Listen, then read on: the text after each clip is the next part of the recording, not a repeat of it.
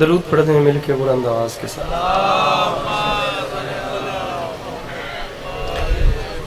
بار دیگر بآواز بلند صلوات۔ جس بندے کو جتنا جتنا امام علی مقام علیہ الصلوۃ والسلام کا احسان یاد ہے وہ صلوات اتنی بلند آواز سے تلاوت۔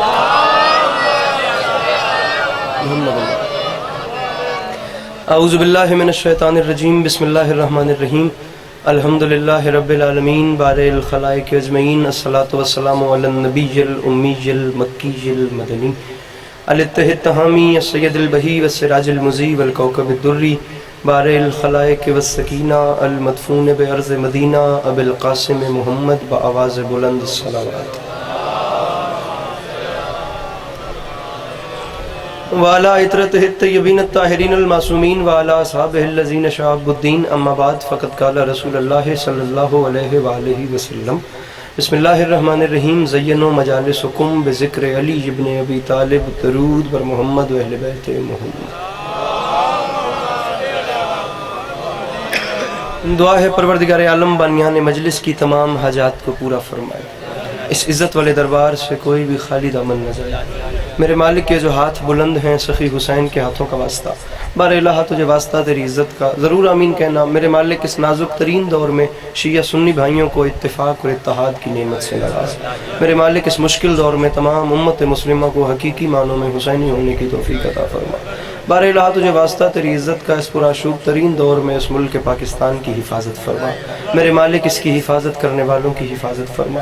میرے مالک اس نازک ترین دور میں ہر ماں بہن بیٹی کا پردہ سلامت رہے۔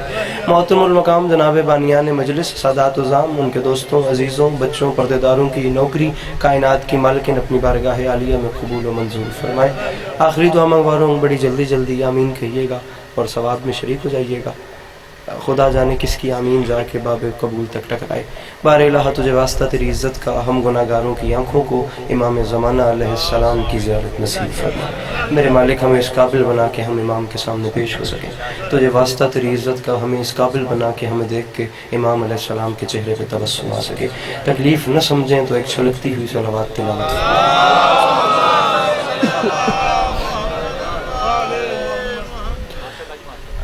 اگر ناراض نہ ہو تو ایک بار دوبارہ صلوات تلاوت فرمائیں۔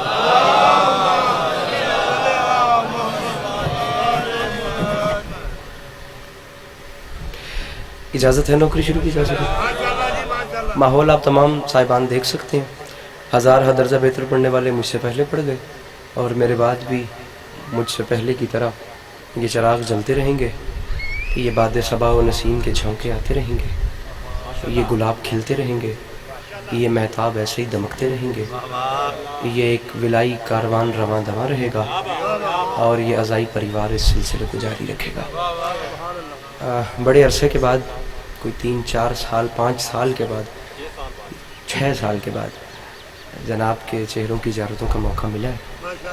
کوشش میں کروں گا جو ٹوٹے پھوٹے الفاظ میرے دامن میں ہیں ان کے آسرے پہ چند لمحے کریم کربلا کی یاد میں گزارے جا سکے۔ تو لمحہ بھی ضائع کیے بغیر بات شروع کرتے ہیں۔ مصر عرض کر رہا ہوں کہ لکھو یہ سارے یزیدیوں کو حسین گھر سے نکل رہا ہے۔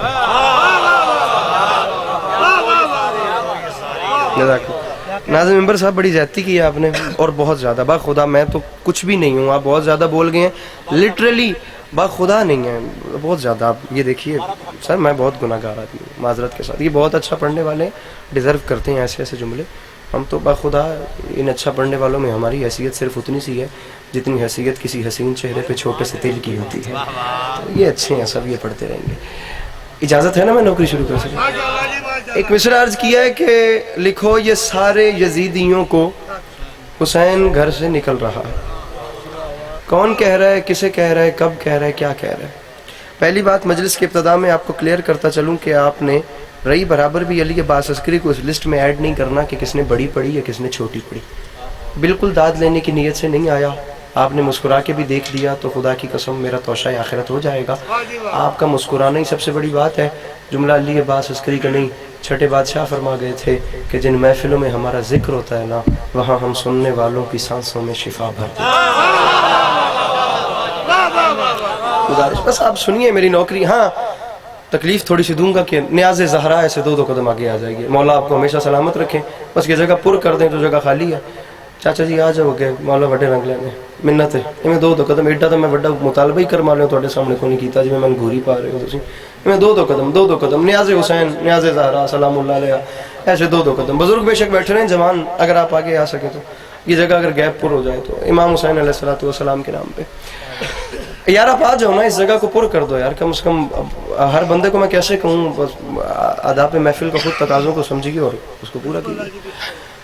27 رجب دربار ولید میں میرے امام حسین شہنشاہ بادشاہ کو بلایا گیا. 28 رجب کو امام حسین نے کربلا کے لیے مدینہ چھوڑا ہے. میں آپ کو 27 رجب کا واقعہ سنا رہا ہوں. میرے مولا کو دربار ولید میں بلایا گیا اور جس وقت درباریوں کو پتہ چلا کہ حسین دربار میں تشریف لا رہے ہیں اس وقت انہوں نے 2 پلان اور 2 مشورے کیے. پلانز ان کا پہلا پلان یہ تھا کہ کوئی بھی حسین کے احترام میں اٹھ کے حسین کو سلام نہیں کرے گا, ٹھیک ہے, تاکہ ہم علی کے لال پہ پریشرائز ہو سکیں. دوسرا ان کا آپس کا پلان یہ تھا کہ جو دربان دروازے پہ کھڑے ہیں نا ان کو حکم تھا کہ تم نے حسین کے آنے پہ دروازے کا پردہ نہیں اٹھانا. پردہ حسین خود اٹھائیں گے. پردہ اٹھا کے جب نیچے سے گزریں گے نا تو حسین خود ہی ہمارے سامنے جھک جائیں گے. تو یہ 2 کام ہو جائیں گے, ایک پریشرائز ہو جائیں گے, دوسرا پردہ اٹھا کے جب گزریں گے تو حسین خود ہی ہمارے سامنے جھک جائیں گے. یہ 2 کام کرنے ہیں. لیکن وائے روب امامت تاریخ بات شروع ہو گئی ہے جناب. تاریخ کہتی ہے جب شمس امامت افق کے دروازہ پہ طلوع ہوا میرے مولا اس جانب کھڑے تھے. میرے امام نے دیکھا تو اندر کی آگہی ہو گئی. پردے کے اس جانب کھڑے ہو کے میرے امام نے کچھ نہیں کیا. تاریخ کہتی ہے بس ایک پلک جھپکی, ہوا کا جھونکا آیا, پردہ اڑا کے لے گیا. میرے امام اندر تشریف لے گئے اور جا کے ولید کی آنکھوں میں آنکھیں ڈال کے فرماتے ہیں شرم نہیں آتی, تو نے دیکھ لیا یہ پردہ تیری رعایا نے نہیں اٹھایا, ہماری رعایا نے اٹھا دیا. جو بول سکتے ہیں, جو اپنے ہاتھ اٹھا سکتے ہیں, بڑی جلدی میرے محترم مل کے نعرہ حیدری. فرمایا پردہ تیری رعایا نے نہیں اٹھایا. ذرا ہاتھ کھولیے گا, بس بات ہو گئی. ایک کو اس کی ذرا نہ ہونے کے برابر کر دیجئے. تیری رعایا نے نہیں اٹھایا, ہماری رعایا نے, تیری رعایا نے نہیں اٹھایا, ہماری رعایا نے اٹھا دیا. اب امام علیہ السلام آخر خطیب ممبر سلونی کے بیٹے ہیں. علی کے بچوں سے اچھا کلام کون کرے. تاریخ کہتی ہے جملے کہے کہ ولید دربار میں بیٹھا تھا تخت پہ کھڑا ہو گیا. جب وہ کھڑا ہوا تو تمام درباری بھی کھڑے ہو گئے. جب تمام درباری کھڑے ہوئے اب میرے امام نے چلنا شروع کیا. اب پروٹوکول دیکھنا اور بالکل نظم شروع کر رہا ہوں. اب میرے امام نے بیچ میں سے چلنا شروع کیا. اب جب امام گزر رہے ہیں تو دائیں سے کوئی کہہ رہے ہیں مولا میرا سلام, میری کرسی پہ بیٹھیں. مولا میرا سلام, میری کرسی پہ بیٹھیں. مولا بھائی یہ موبائل چھوڑیے گا پلیز, ہاتھ اٹھائیے گا پلیز, بات بڑی مشکل ہے. مولا میرا سلام یہاں بیٹھیں, مولا میرا سلام یہاں بیٹھیں, مولا میرا سلام یہاں بیٹھیں, مولا میرا سلام میری کرسی پہ بیٹھیں. تاریخ کہتی ہے علی کا علی بیٹا تمام درباریوں کے سلاموں سے بے نیاز ہو کے چلتا چلتا ولید کے تخت کے سامنے آ کے حسین نے فرمایا ولید بتا تو نے حسین کو کیوں بلایا ہے. ولید نے حسین کے ہاتھ میں یزید کا خط دیا. آپ کو پتہ ہے نا میں یزید کا نوکر ہوں, یزید کا خط پڑھیے. تاریخ کہتی ہے علی کے لال حسین علیہ السلام نے اپنی پاک نظر یزید کے نجس الفاظ پہ کی نہیں. فرمایا تو بتا اس نے کیا لکھا ہے. تاریخ کہتی ہے ولید نے کہا حسین یزید نے لکھا ہے یا حسین بیعت کرے یا جنگ کرو. فرمایا دوہرا کیا لکھا ہے. اس نے دوسری بار کہا یزید نے کہا ہے یا حسین بیعت کرے یا جنگ کرو. فرمایا تیسری بار ریپیٹ کر یزید نے کیا لکھا ہے. اس نے ہاتھ باندھ کے کہا حسین یزید نے کہا ہے حسین سے کہو یا بیعت کرے یا جنگ کرے, آپ اسے کیا رپلائی دیں گے. تاریخ کہتی ہے یزید کا خط زمین پہ پھینکا, دروازے کو چلے, پیچھے سے اس نے کہا جواب کیا دوں. حسین مسکرا کے فرماتے ہیں پریشان نہ ہو, لکھو یہ سارے یزیدیوں کو حسین گھر سے نکل رہا ہے. جو ہاتھ اٹھا سکتے ہیں میرے محترم اگر تو بات پسند آئے, فرمایا لکھو یہ سارے یزیدیوں کو حسین گھر سے نکل رہا ہے. سفر بہت لمبا ہے بس چلیے گا میرے ساتھ. فرمایا لکھو یہ سارے یزیدیوں کو حسین گھر سے نکل رہا ہے. اسے لکھو کہ ہمارے حر کا ضمیر کروٹ بدل رہا ہے. فرمایا نئی صبح کا یقین لے کر ہر ایک غنچہ مچل رہا ہے. یزیدیت کا وجود اب سے ازل کی لعنت میں ڈھل رہا ہے. یہ جھولی پھیلا کے مانگ رہا ہوں جسے 100% یقین ہے کہ کربلا والے ترس کریں تو گھر کا چولہا جلتا ہے, وہ صرف ذہن کے دریچے کھولے. خدا کی قسم بات اتنی بڑی کرنا چاہ رہا ہوں, اللہ گواہ کہ فضائے نجف سینوں میں ایک بہار برپا کر دے گی. ایک ذرہ بھی خاک نجف کا اڑتا اڑتا میری جھولی میں آ گیا تو خدا کی قسم مصر کا بازار خرید لوں گا. اللہ کرے میں جملہ سمجھا سکوں. حسین نے فرمایا اسے لکھو کہ ہمارے حر کا ضمیر کروٹ بدل رہا ہے. یزیدیت کا وجود اب سے ازل کی لعنت میں ڈھل رہا ہے. ولید یزید کو لکھ دے حسین کا اعلان ہے, اور یزید بنا رہے گا نشان عبرت. میں شکل ایسی بگاڑ دوں گا, وہ بات بیعت کی کر رہا ہے, میں اس کی نسلیں اجاڑ دوں. میرے محترم فرمایا وہ بات بیعت کی کر رہا ہے، وہ بات نہ فرمایا وہ بات بیعت کی کر رہا ہے، میں اس کی نسلیں حسین نے فرمایا لکھو یہ سارے یزیدیوں کو، کسی ایک یزید سے میرے مولا نے بات ہی نہیں کی ہے۔ رکھیں علماء کے سروں پہ قرآن اور تاریخ کھول کے دیکھیں میرے مولا کا ایجنڈا یا پالیسی کیا تھی، لا یبایو مثلی مثلا، مجھ جیسا اس جیسے کی بیعت نہیں کرے گا۔ اس میں حسین اور یزید دو بندوں کی قید ہے ہی نہیں، فرمایا جو مجھ جیسا ہے وہ ہر اس جیسے کی۔ میرے سامنے شیعہ بھائی بھی بیٹھے ہیں، میرے سامنے اہل سنت بھائی بھی تشریف فرمائے، بلکہ میں جناب کلیجہ کھول کے اہل سنت بھائیوں کو ویلکم کرتا ہوں کہ آپ مجلس حسین میں تشریف لائے ہیں، موسٹ ویلکم۔ در حسین پہ ملتے ہیں ہر مزاج کے لوگ، یہ دوستی کا وسیلہ ہے دشمنی کا نہیں۔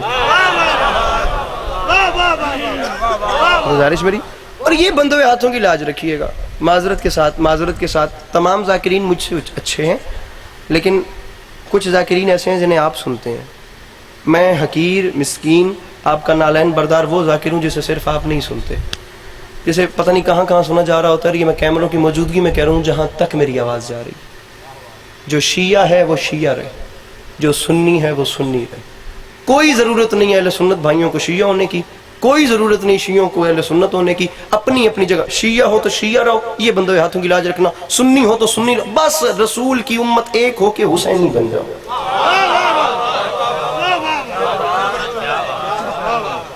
سر آپ ان ریکوائرمنٹس کو پورا کریں جو حسینی ہونے کے لیے چاہیے۔ وٹ ایور تاریخ کو کیا فرق پڑتا ہے، آپ ہاتھ کھول کے نماز پڑھتے ہیں یا آپ ہاتھ باندھ کے نماز پڑھتے ہیں؟ ارے دو کریکٹرز آپ کے سامنے ہیں، قرآن بھی یہی کہتا ہے، حسینیت بھی یہی کہتی ہے۔ قرآن کا بھی نظریہ جہاں دل قرآن کھول کے دیکھ لیں، اگر یہ میری بات غلط ثابت ہو 6 سال کے بعد آئے ان کو ہوگے تو جتنا جیوں گا پھر اس کے بعد نہیں آؤں گا برے والا اس مجلس میں، 6 سال کے بعد آئے یہ دیکھنا، جہاں سے چاہو قرآن کھول کے دیکھ لو، یا نیکی یا بدی، یا اچھا یا برا، یا شکر یا کفر، تیسرا راستہ نہیں ہے۔ یہاں بھی یا حسین یا یزید، شارٹ کٹ یا آپ نے وہ کام نہیں چل سکتا، یا حسینی ہونا ہے یا یزیدی ہونا ہے۔ آپ دونوں کریکٹرز کو پڑھ لیں، حسین علیہ السلام نے کیا کیا، یزید نے کیا کیا، بات ختم ہو جائے گی۔ جہاں ہیں وہاں رہ کے فیصلہ کر لیں کہ کس کے پیچھے لگنا ہے۔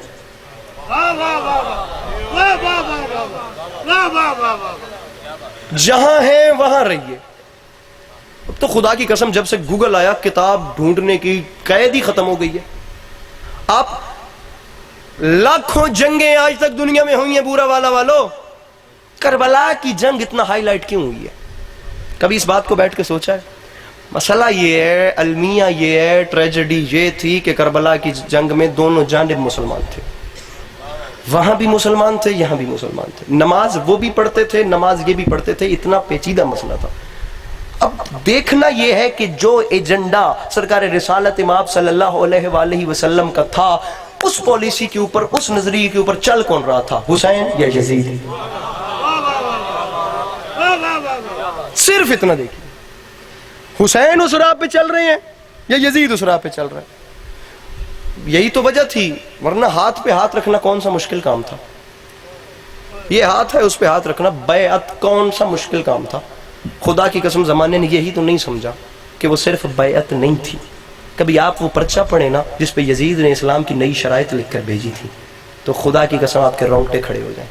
اب ممبر کی تہذیب گوارا ہی نہیں کرتی کہ میں وہ لفظ بولوں جو اسلام میں اس نے چینجنگز کی تھی۔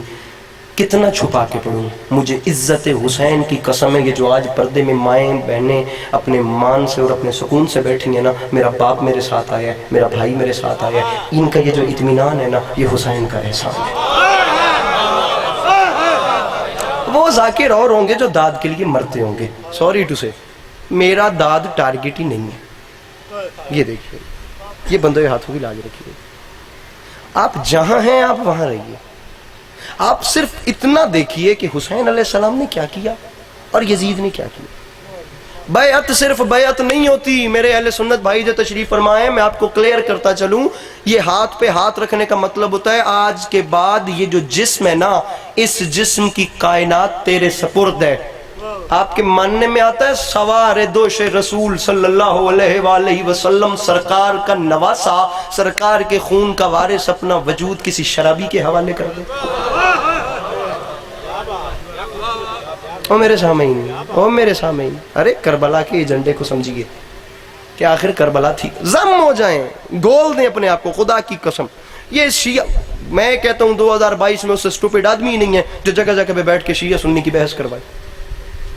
یہ تو بحث ہے ہی نہیں، یہ تو مسئلہ ہے ہی نہیں۔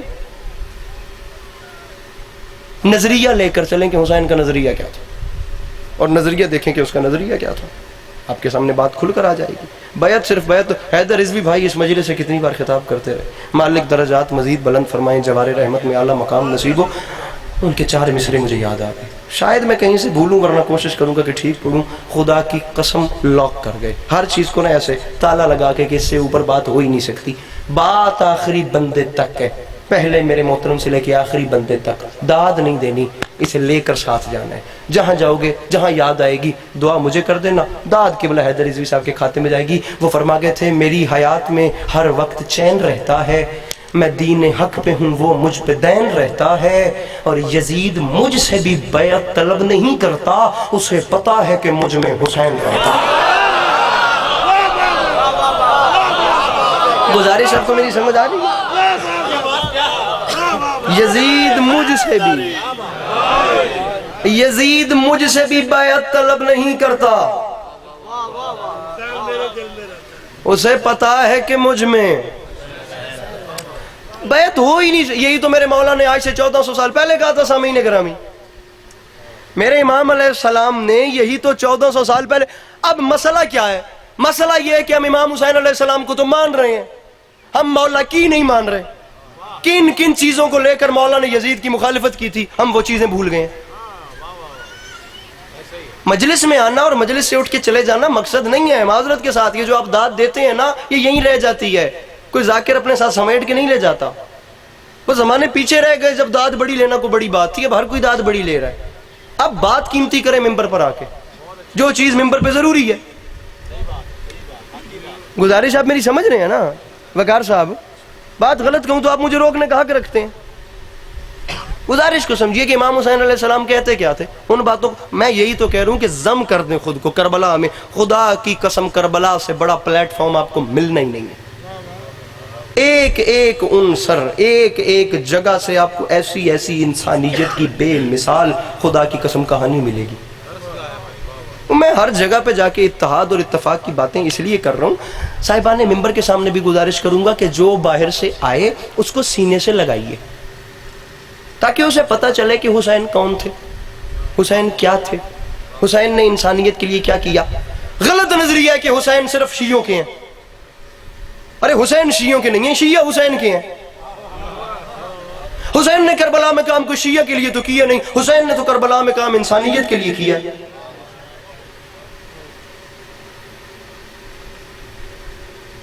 جو باہر سے آئے اس کو سینے سے لگائیے، اس کو پتہ چلے کہ ہم نے کن کو مانا ہے۔ میں تو ممبر پہ گزارش کر رہا ہوں کہ تھپڑ کے بدلے تھپڑ ہر کوئی مار لیتا ہے، کبھی کسی گالی دینے والے کو دعا دے کے بھی دیکھنا۔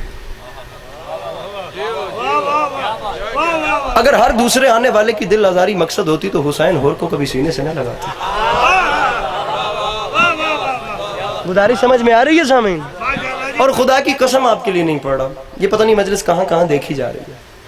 میرے بعد دادیں ہوتی رہیں گی، مجھ سے پہلے بڑی دادیں لی ہیں، خدا کی قسم بہت دادیں لی ہیں، پورے ملک کو پتہ ہے اتنی دادیں لی ہیں، مولا کی قسم ان آنکھوں نے جتنی دادیں دیکھی ہیں یہ زبان بیان ہی نہیں کر سکتی۔ وہ اپنی جگہ پہ ہے، لیکن خدا را ہر بندہ مجلس میں کم از کم یہ دیکھیے گا، بہت بڑی جگہ پہ کھڑا ہوں یار، معذرت کر کے، یہ بہت بڑا مقام ہے، یہ جو ممبر حسین ہے نا، مجھ جیسا گناہگار ڈیزرو نہیں کرتا کہ وہ یہاں کے کھڑا بھی ہو سکے۔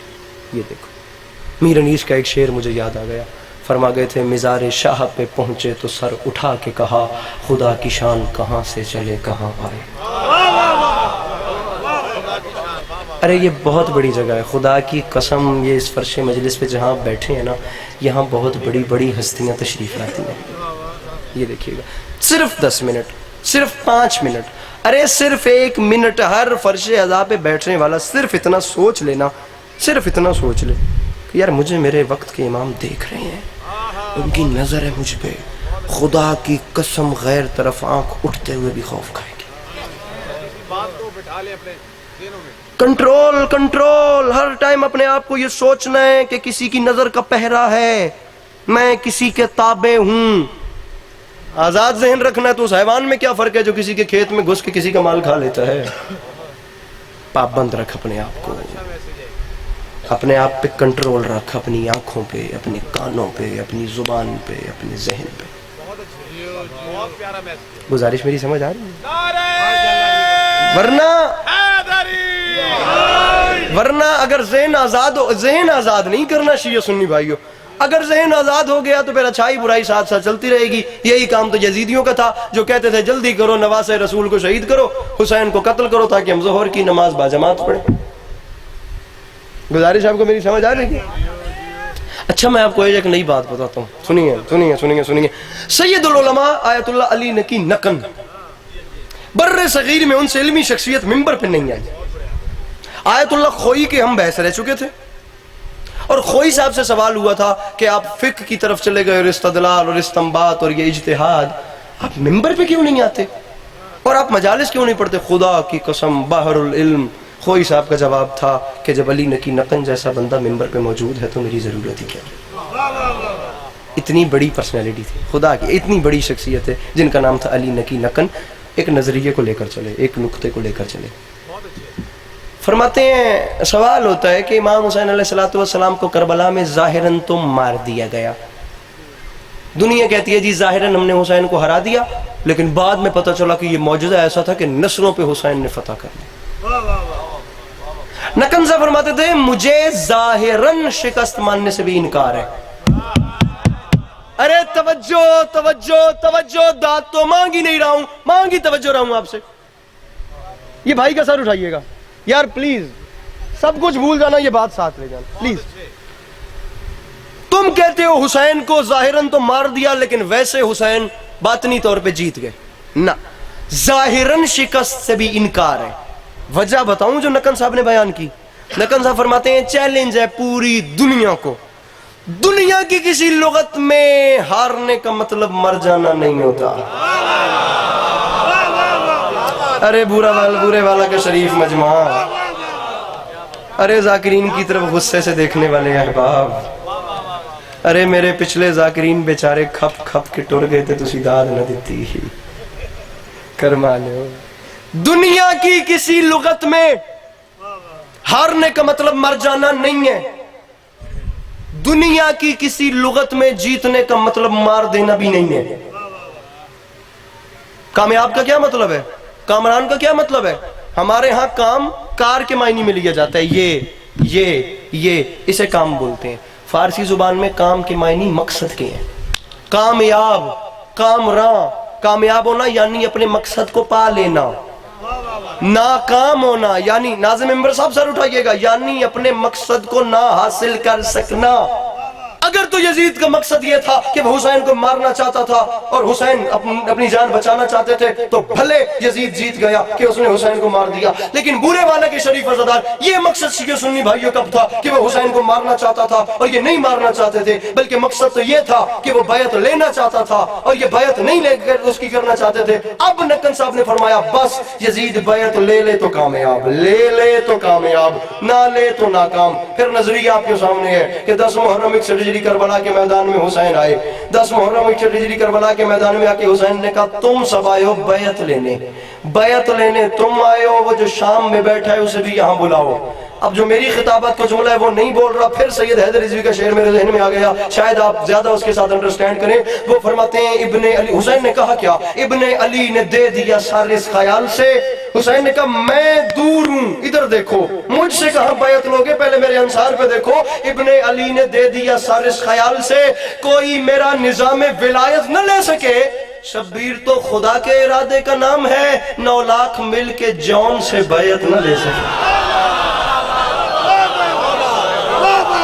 گزاری سمجھ آ رہی ہے صاحب؟ بیعت نہ لے سکے، خدا کی قسم 9 لاکھ مل کے جون سے، ارے حسین کے غلام جون سے بھی بیعت نہیں لے سکے۔ حسین کے ایسے اصحاب تھے، معذرت کے ساتھ یہ دیکھنا، یہ جو سینے چوڑے چوڑے کر کے پھرتے ہیں نا کہ ہم حسینی ہیں، یہ دیکھنا حسین کے اصحاب نمازی تھے، حسین کے اصحاب شب زندگار تھے، حسین کے اصحاب عبادت گزار تھے، حسین کے اصحاب سجدہ گزار لوگ تھے۔ جناب مسلم بن اوسجہ جن کے بارے میں تاریخ کہتی ہے کہ حبیب ابن مظاہر سے بھی زیادہ ضعیف تھے، ان کے بارے میں پتہ ہے کیا ملتا ہے کہ وہ کوفہ کے بچوں کو قرآن پڑھایا کرتے تھے۔ ایک منٹ او بھائی مجھے دیکھیے گا جناب مسلم بن اوسجہ ایک کربلا کے شہید ہیں، ان کے بارے میں ملتا ہے کہ وہ کوفہ کے بچوں کو قرآن پڑھایا کرتے تھے۔ یہ بات آپ کو اس سے پہلے نہیں پتا ہوگی، آج آپ کو بتا رہا ہوں۔ جناب حبیب ابن مظاہر کے بارے میں یہاں تک ملتا ہے کہ وہ ایک سجدے میں ختم قرآن کرتے تھے۔ ایسے ہوتے ہیں حسینی، ایسے چاہیے حسین علیہ السلام کو، اور ایسے بندے واقعتاً ملتے بھی کم ہیں کہ ایک طرف 9 لاکھ ہوتے ہیں اور ایک طرف گن کے 70-71 ہوتے ہیں۔ خدا کی قسم 9 لاکھ کا لشکر لے کر بے چین ہو رہا تھا، حسین کا جون بھی بیعت نہیں کر رہا ہے۔ خدا کی قسم اتنا بے چین ہے، 9 لاکھ بندہ اس کے ساتھ ہے، تو یہ 70-72 بیعت نہ بھی کریں تو کیا فرق پڑتا ہے؟ نہیں سمجھے سوال؟ بھئی 9 لاکھ بندہ ساتھ ہے، 70 بیعت نہیں کر رہے تو نقصان کیا ہے؟ تو چھڑ 9 لاکھ سے تیرے نال ہے، ان سے ہی بیعت کیوں لینی ہے؟ اور سامعین کوئی نظریہ جو رکھ رہا ہوں وہ سمجھ رہے ہیں، ان سے ہی بیعت کیوں لینی ہے؟ مسئلہ یہ ہے کہ حسین اس دین کے وارث تھے جس دین پہ وہ اپنی مرضی سے حکمرانی کرنا چاہتا تھا۔ حسین کی سپورٹ لینا کوئی مذاق ہے؟ خدا کی قسم، دین اپنی مرضی سے نہیں چلانا، ویسے چلنا ہے جیسے دین کرے۔ آخری 6 مصرے پڑھ کے آپ کو سلام کروں، بالکل مصائب کے قریب آ گیا، مجلس کا قضا ہو گیا، سفر میرا بہت لمبا ہے۔ تاریخ کہتی ہے 10 محرم 61 ہجری کربلا کے میدان میں جب بیعت نہیں ملی تو جنگ کرنے کے لیے آئے۔ اب جب جنگ کا سنا تو علی کے لال نے کہا تم اس حد تک اترو گے؟ حسین نے ہاتھ نہیں دیا تو حسین سے جنگ کرو گے؟ تاریخ کہتی ہے پھر میرے مولا نے ایک آئینہ دکھایا اور ایک جملے کہے، خدا کی قسم 9 لاکھ جسموں میں تھر تھری پیدا ہو گئی۔ بات میری آخری تک بندے کے ساتھ ہے، لا الہ الا اللہ محمد رسول اللہ علی ولی اللہ وصی رسول اللہ و خلیفتہ بلا فصل۔ کچھ نہیں تو یہ 2 راتیں پہلے ابھی وہاں اندر بیٹھ کے بات ہو رہی تھی، پتہ نہیں کتنے کلومیٹرز تک وہ کراچی کا جلوس تھا، کچھ نہیں تو 3, 4, 5.5 لاکھ کا مجمع اس جلوس میں ہوتا ہے، بڑے لمبے کلومیٹرز تک وہ جلوس تھا، گلستان جوہر میں وہ آ کے اینڈ ہوتا ہے۔ مجھے عزت حسین کی قسم ہے، زندگی کا بڑا مجمع تھا، زندگی کی بڑی داد تھی، اللہ کرے میں برے والا سمجھا کے چلا جاؤں، میرے جانے کے بعد مجھے دعا کر دینا، میں اسی پہ راضی ہوں۔ حسین نے فرمایا میں تمہارے سامنے تمہیں آئینہ دکھاتا ہوں، فیصلہ تم کرنا کہ تمہارا حسین سے لڑنا بنتا ہے یا نہیں۔ اب سنو، حسین نے فرمایا جتنے ابتر ہو تم، جتنے اسفر ہو تم، کوئی کردار اتنا گھنونا نہیں۔ ایک پتھر کو کہتے ہو موتی ہے یہ، اور سونے کو کہتے ہو سونا نہیں۔ فرمایا ایسے فرعون پر تم نے تکیہ کیا، پاس خود جس کے تکیہ بچھونا نہیں۔ اب میرے قہر سے جو بچا لے تمہیں اس زمین پر کوئی ایسا کونا نہیں۔ ہاتھ مارنے میں چھٹ گیا لیکن تھوڑی توجہ واسطے، اب میرے قہر سے جو بچا لے تمہیں اس زمین پر کوئی ایسا کونا نہیں۔ مجھ سے لڑنے آئے ہو، حسین سے لڑائی، شامیوں شرم نہیں آتی؟ شہر ذلت کے بے حیثیت ساکنوں، مرتضیٰ کی عداوت میں بل کھائے ہو، میری نانی کے ٹکڑوں پہ پلتے رہے، آج مجھ سے ہی لڑنے چلے آئے۔ فرمایا میری نانی کے ٹکڑوں پہ پلتے رہے۔ قافلہ رہ گیا ایک دشت بلا میں پیاسا۔ جون ایلیا کے 2 مصرے، ایک جملہ مصائب کا اور یہ ایلیا قافلہ، اور یہ دیکھیے گا یار پلیز، جو گزارشات کی ہیں ان پہ غور کیجئے گا۔ قافلہ رہ گیا ایک دشت بلا میں پیاسا، جن کی میراث تھی کوثر انہیں پانی نہ ملا۔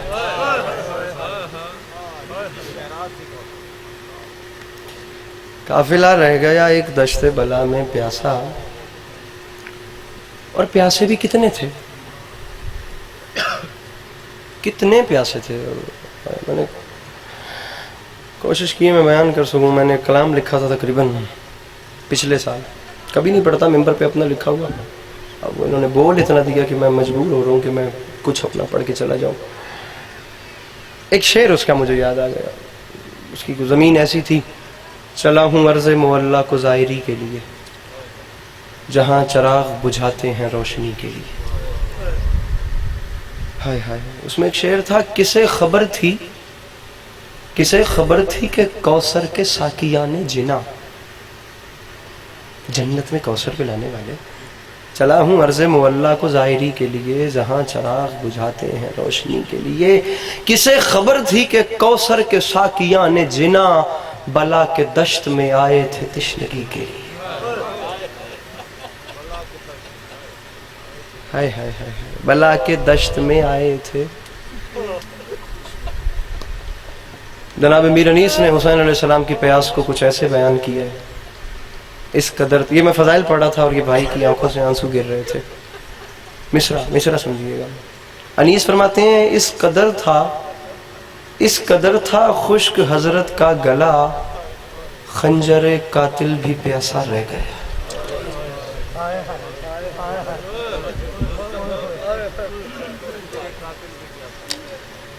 عصر تک سب فوج پہنچی خلد میں, صاحب لشکر اکیلا رہ گیا. قبیلہ بربر کا ایک فرد روایت کرتا ہے, میں عامل تھا, میں عمل کرتا تھا, میں نے ایک بار عمل کیا, میری جناب ظافر جن سے ملاقات ہو گئی.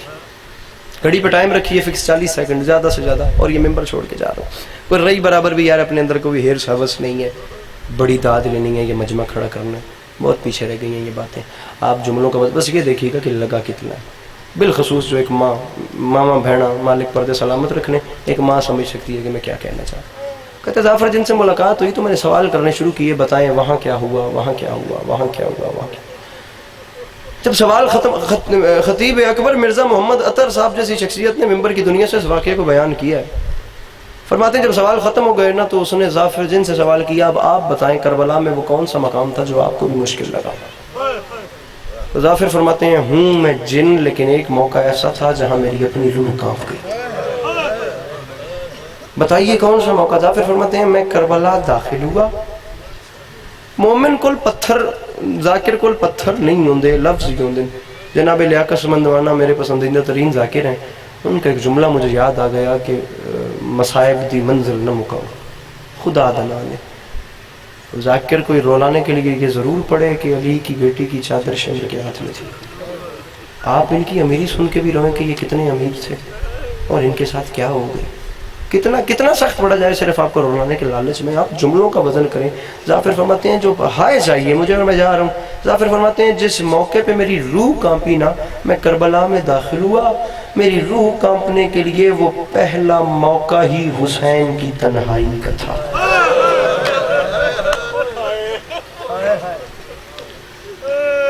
جناب عباس علیہ السلام اب نہیں ہیں, جناب اکبر علیہ السلام اب نہیں ہیں, بنی ہاشم کے جوان نہیں ہیں, حبیب ابن مظاہر جیسے دوست اب نہیں ہیں حسین کے پاس. اکیلے حسین پشت فرس پہ جھول رہے ہیں, دائیں گرتے گرتے سنبھلتے ہیں, پھر بائیں گرتے گرتے سنبھلتے ہیں. بمشکل حسین نے خود کو نہ, ہائے ہائے, ادھر دیکھیے, ادھر مجھے دیکھیے, بمشکل حسین نے خود کو سنبھال رکھا ہے, بس گرتے گرتے سنبھل رہے ہیں. نظر آ رہا ہے کہ حسین اب زین ذوالجناح پہ زیادہ دیر نہیں ہے. ظافر فرماتے ہیں میں مر جاتا, میں وہ منظر نہ دیکھتا. حسین اس حالت میں تھے, یا ابن سعد نے صدا لگائی, جلدی کرو حسین کے خیموں کو لوٹ لو. تاریخ کہتی ہے کمر کا بل سیدھا کیا, بہت لمبا مضمون ہے, بالکل اختصار کے ساتھ سلام کر رہا ہوں. حسین نے کمر کا بل سیدھا کیا اور فرمایا جب تک میں زندہ ہوں میرے خیموں کی جانب کوئی نگاہ بھی نہ دوڑائے. تاریخ کہتی ہے جناب ظافر فرماتے ہیں تب میں حسین کے پاس گیا, میں نے قدموں پہ ہاتھ رکھے, میں نے ہاتھ باندھ کے کہا مولا میرے پاس جنات کا لشکر ہے, مجھے اکیلے کو حکم کریں میں 9 لاکھ کے سر کاٹ کے آپ کی نالین پہ رکھوں. مولا یہ کیسے, مولا یہ کیا ہو گیا. علی کے لال نے جو 2 جواب دیے. ظافر پہلی بات تو یہ ہے کہ تو نظر نہ آنے والی مخلوق, ان سے لڑے حسین کا عدل گوارا نہیں کرتا. دوسرا مسئلہ یہ ہے کہ جنات کا لشکر میں کیا کروں, میرے پاس ملائکہ کے لشکر بڑے ہیں, لیکن مسئلہ یہ ہے کہ دین بچانا ہے. مسئلہ یہ ہے کہ دنیا کو کچھ اور رخ دکھانا ہے کہ یزیدی کون ہے اور حسینی کون ہے. ابھی تو امتحان، ابھی تو شام، ابھی تو علی کی بیٹیوں کی قربانیاں باقی ہیں۔ ظافر نے کہا مولا میں کیا کروں؟ فرمایا میں راضی ہوں، تو چلا جا۔ ظافر نے کہا مولا میں آپ کو اس حال میں چھوڑ کے مر جاؤں گا نہیں۔ تاریخ کہتی ہے جب علی کے لال نے یہ تاثرات پڑھے تو رو کے فرماتے ہیں ظافر جتنی دیر حکم دوں وہ سامنے والے ٹیلے پہ کھڑا ہو جا، جب امام بن کے حکم دوں کربلا چھوڑ، پھر کربلا میں رکنا حرام ہوگا۔ بڑی سونی ہانجل اڑتی پئی ہے، انشاءاللہ میرا ویر جوانی نصیب ہوگی۔ ایک جملہ نال لے کے ونجی امام زمانہ اپنی حفظ و مانج رکھنے، ظافر وہاں کھڑے ہو گئے، تمام مصائب وغیرہ سب وہاں سے کھڑے ہو کے ظافر جن نے بیان کیے۔ بالکل مختصر کروں، ظافر فرماتے ہیں بس حسین زین سے زمین پہ آ گئے، سجدے میں میرے مولا نے سر رکھا، میرے نمازی امام خدا دا نا باستانے ابھی کیا ہے۔ حسین نے سجدے میں سر رکھ کے خدا کو سجدہ کر کے اپنی جان دی ہے، ورنہ اکبر کی لاش پہ حسین کا مرنا عجب نہیں تھا، ورنہ اصغر کے تیر پہ حسین کا دنیا سے جانا کوئی عجب بات نہیں تھی، لیکن انتخاب وہ مقام کیا جب اپنے خالق کو سجدہ کر رہے تھے۔ ظافر فرماتے ہیں حسین سجدے میں گئے، وہاں سے ظالم آیا، ہاتھ میں کند خنجر ہے، کند خنجر لے کے آیا، پہلی ضرب چلانے کے لیے اس نے خنجر ہوا میں بلند کیا۔ تاریخ کہتی ہے مر جاتے ظافر فرماتے ہیں میں منظر نہ دیکھتا، وہ جملے نہ سمجھتا۔ علی کے لال میں نا میرے محترم علی کے لال نے سجدے سے سر اٹھایا، ظافر کی طرف دیکھ کے رو کے فرماتے ہیں ظافر تو نے مارنا ہے، میں نے شہید ہونا ہے، میرا رہا کوئی نہیں، میری غربت کا واسطہ ایک لمحے کے لیے توقف کر۔ وہ رکا، ظافر نے رو کے کہا حسین نے گردن اٹھا کے مجھے دیکھا، میں اسی ٹیلے پہ کھڑا تھا، حیران ہو کے فرماتے ہیں ظافر ابھی تک تو گیا نہیں؟ بابا جی ظافر کہتا ہے میں نے رو کے کہا امام مجھے بتائے میں آپ کو چھوڑ کے جاؤں کیسے؟ چیخ نکلی حسین کی، رو کے فرماتے ہیں ظافر جلدی کر، اب کربلا چھوڑ دے، اس کی وجہ یہ ہے کہ میری ماں اپنے بال کھول کے کربلا کی مقتل سے پتھر صاف کر رہی ہے، اور ظافر حسین کی غیرت گوارا نہیں کرتی۔ علی کی شریف بیٹیاں آپ